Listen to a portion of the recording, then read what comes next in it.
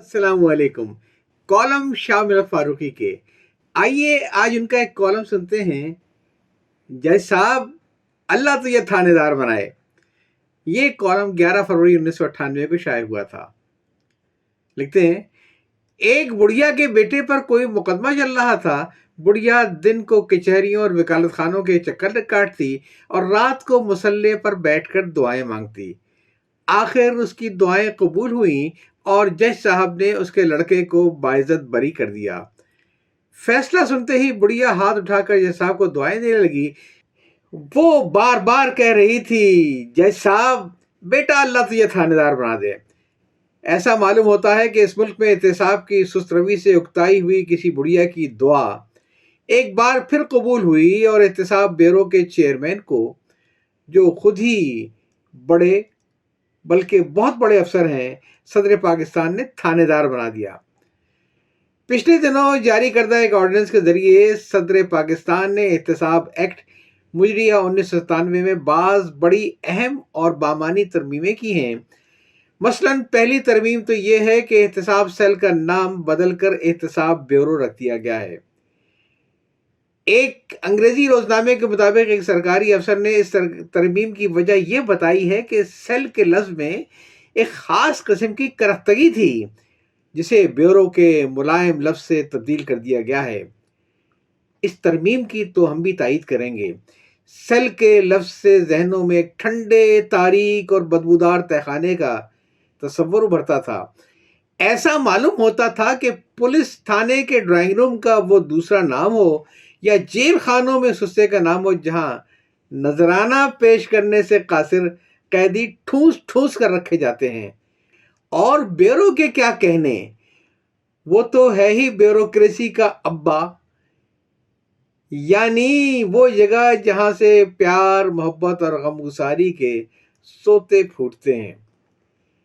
बहरहाल हमें अंदेशा यह है कि जो लोग कौम और मुल्क के करोड़ों डॉलर और अरबों रुपए खाकर बगैर डिकार लिए सुकून की नींद सो सकते हैं, उन पर नाम की तब्दीली का कोई मुस्बत असर नहीं पड़ेगा।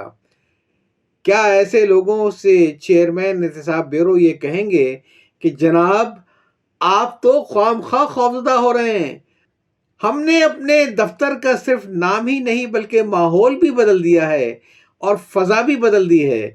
बल्कि शायद चेयरमैन मुल्जिम से वही कुछ कहेंगे जो अल्लामा इकबाल की ज़बान में मकड़े ने मक्खी से कहा था, इस घर में कई तुमको दिखाने की हैं चीज़ें, बाहर से नजर आती है छोटी सी ये कुटिया, लटके हुए दरवाज़ों पे बारीक हैं पर्दे, दीवारों को आईनों से है मैंने सजाया, मेहमानों के आराम को हाजिर है बिछोने, हर शख्स को सामा ये मयस्सर नहीं होता। लेकिन ऐसी खुशामदाना बातों से हमा शुमा जैसे अक्लमंद लोग मुतासिर हो सकते हैं। अरबों हड़प कर जाने वाली कौम और मुल्क के जवान दोस्तों या नादान दुश्मनों पर इन मुलायम बातों का क्या असर होगा। इसीलिए तो शायर ने लिखा कि फूल की पत्ती से कट सकता है हीरे का जिगर, मर्द नादा पर कलामे नर्म व नाजुक बेअसर। बहरहाल हम तो रिवायती बुढ़िया की तरफ सिर्फ दुआ मांग सकते हैं कि बारे इलाहा, जिन लोगों की मोटी खालों पर सेल का पत्थर बेअसर रहा, उन्हें ब्यूरो के फूल से जख्मी कर दे। हालिया ऑर्डिनेंस के जरिए एहतसाब एक्ट में दो अहम तरमीमें की गई हैं। पहली तरमीम तो ये है कि किसी इल्ज़ाम की तहकीक व तफ्तीश अब एहतसाब ब्यूरो की तरह जिम्मेदारी होगी। इस काम से किसी दूसरी एजेंसी या अथॉरिटी को खारिज कर दिया गया है। गालिबन इस तरमीम की ज़रूरत इसलिए पेश आई कि एहतसाब के जिम्मेदार अफराद उन रिवायती एजेंसियों या अथॉरिटियों के ताउन से मुतमईन नहीं थे, बल्कि बाज़ औक़ात तो उन्हें ऐसा मालूम होता था कि नेकी और तक़वे से ताउन न करके ये एजेंसियां या अथॉरिटियां गुनाह और उद्वान से ताउन कर रही थीं। हमने अपने बचपन में मौलाना इस्माइल मेरठी की निसाबी कुतुब में एक किस्सा पढ़ा था कि एक बार इंसानी जिस्म के तमाम आज़ा को ये शिकायत हुई, हम सब तो अपने अपने काम करते हैं, लेकिन दिल नामी ये छोटा सा लोथड़ा सब कुछ किए धरे पर पूरे इंसानी जिस्म का मालिक बन बैठा है। चुनांचे तमाम आज़ा ने तय किया कि आइंदा से वो कोई काम नहीं करेंगे। फिर देखेंगे कि हजरत दिल जिसमें इंसानी के मामलात को कैसे चलाते हैं।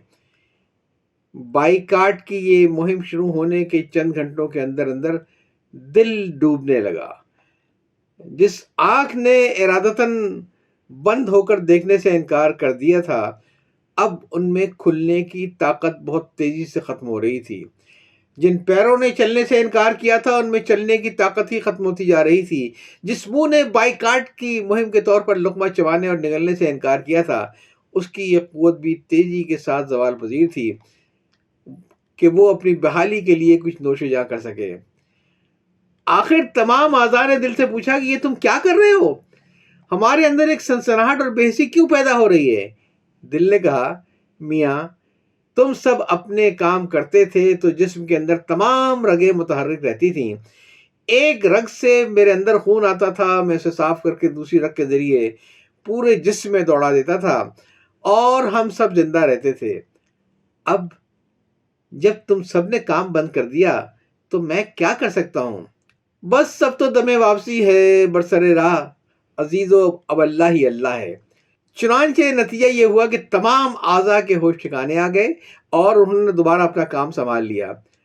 اس سبق کو پڑھاتے وقت ہمارے استاد نے ہم لوگوں کے ننھے ذہنوں میں معاشرے کے اندر اجتماعیت کی اہمیت جس انداز سے بٹھائی تھی، وہ آج بھی ہمارے ذہن میں تازہ ہے۔ لیکن اب پاکستان کی بعض ایجنسیاں یا اتھارٹیاں ہمیں یہ سب سبق پڑھانے کی کوشش کر رہی ہیں کہ ان کے عدم تعاون کے باوجود سرکاری مشینری چلتی رہے گی۔ ممکن ہے ہمارے جیسے سادہ لوگ اس بات کو مان لیں کہ انفرادی مقاطعوں کا اجتماعی حیات پر کوئی اثر نہیں پڑے گا، لیکن احتساب کے ذمہ دار لوگوں نے کہا ہے کہ نہیں، ہم ایسی بے عقلی کی بات نہیں مانتے، بس ہم تو یہ جانتے ہیں کہ اگر تم ہم سے تعاون کے لیے تیار نہیں تو تمہارا کام بھی ہم خود ہی کر لیں گے۔ غالباً احتساب کے ذمہ دار افراد کے اس فیصلے ہی کے نتیجے میں ایک دوسری اہم ترمیم متعلقہ قانون میں یہ کی گئی کہ احتساب بیورو کے چیئرمین اور ممبران اور دوسرے افسران اور عملے کے اراکین جنہیں چیئرمین صاحب نامزد کریں گے، کسی پولیس اسٹیشن انچارج کے تمام اختیارات کو استعمال کریں گے، یعنی وہ سب لوگ تھانے دار بن گئے۔ یہ بات تو ہم سب جانتے ہیں کہ کسی بھی سرکاری اہلکار کو اختیارات دو طریقے سے حاصل ہوتے ہیں، ایک وہ جو تحریری طور پر تفویض کیے جاتے ہیں اور دوسرے وہ جو غیر تحریری طور پر وہ خود حاصل کر لیتا ہے۔ اصل اہمیت تو دوسرے قسم کے اختیار کو ہوتی ہے۔ پہلی قسم کے اختیار کی وسعت کا تو سب کو علم ہوتا ہے، لا علمی والا اختیار تو دوسری قسم کا ہوتا ہے، غیر تحریری، کوئی اس کی ابتدا اور انتہا کے بارے میں نہیں جانتا ہے۔ مثلاً تھانے دار کا اختیار تو وہ ہے جو پولیس کوڈ میں لکھا ہوا ہے، لیکن وہ جو دوسری قسم کا اختیار ہے، ایسٹ انڈیا کمپنی سے شاید یا اس سے پہلے سے بھی تھانے داروں کے پاس چلا آ رہا ہے، جس میں پاکستان بننے کے بعد اضافہ ہی ہوا ہے، کوئی کمی نہیں ہوئی، اس اختیار کے بارے میں کیا خیال ہے؟ مثلاً کیا احتساب بیورو کے چیئرمین، ممبران اور نامزد افسران کے پاس تھانوں کے ڈرائنگ روم والے اختیارات ہوں گے؟ کیا ان کے پاس 12 نمبر کا وہ ہوگا جسے ضرورت کے وقت پکاریں گے کہ آجا مورے بالما تیرا انتظار ہے؟ عام زبان میں یہ بتائیے کہ کیا احتساب بیورو کے چیئرمین، ممبران اور نامزد افسران کے پاس چھترول کے اختیارات ہوں گے؟ کیا وہ اپنی مرضی کے مطابق مکمکاوی کر سکیں گے؟ قیام پاکستان کے بعد کے اضافے کے مطابق اگر کوئی ملزم تھانے داروں سے تعاون نہیں کرے گا تو وہ اسے پولیس مقابلے کا نام لے کر پار کر دیں گے۔ اگر یہ سب نہیں ہوگا تو پھر تھانے داری کس کام کی؟ اس سے تو بہتر ہے کہ بندہ چیئرمین ہی رہے۔ ہمیں بڑے معتبر ذریعے سے معلوم ہوا ہے کہ اس قانون کے نفاذ کے دوسرے دن چیئرمین صاحب کے آرڈرلی نے روتے ہوئے بیگم صاحبہ سے شکایت کی کہ میں نے محلے کے قصائی سے روکھا قیمہ مانگا، اس نے چربی والا قیمہ دے دیا۔ میں نے اعتراض کیا تو وہ مارنے مرنے پر تیار ہو گیا۔ یہ کہہ کر آرڈرلی نے اپنے آنسو پوچھے اور گمبھیر لہجے میں کہنے لگا، بیگم صاحبہ بس آپ تو صاحب سے کہہ کے مجھے تھانے دار کے اختیار دلوا دیجئے، پھر دیکھیے میں اس قصائی کے بچے کا کیسا احتساب کرتا ہوں۔ تھانے دار کے اختیارات والے افسر صاحبو، کچھ کر سکو تو کوئی ایک آدھ معاملہ بھی نپٹاؤ، وقت تیزی سے گزر رہا ہے، ایسا نہ ہو تمہاری مٹھی میں بند ساری ریت جھری جھری کر کے زمین پر گر جائے، اور جب تم مٹھی کو کھولو تو وہ خالی نظر آئے، اور تم پوچھتے پھرو میری مٹھی میں کیا تھا بتاؤ نا۔ کالم آپ نے سنا شامل فاروقی صاحب کا، جس کا عنوان تھا جج صاحب اللہ تجھے تھانے دار بنائے۔ یہ کالم 11 فروری 1998 کو شائع ہوا تھا۔ اجازت چاہتا ہوں، اللہ حافظ۔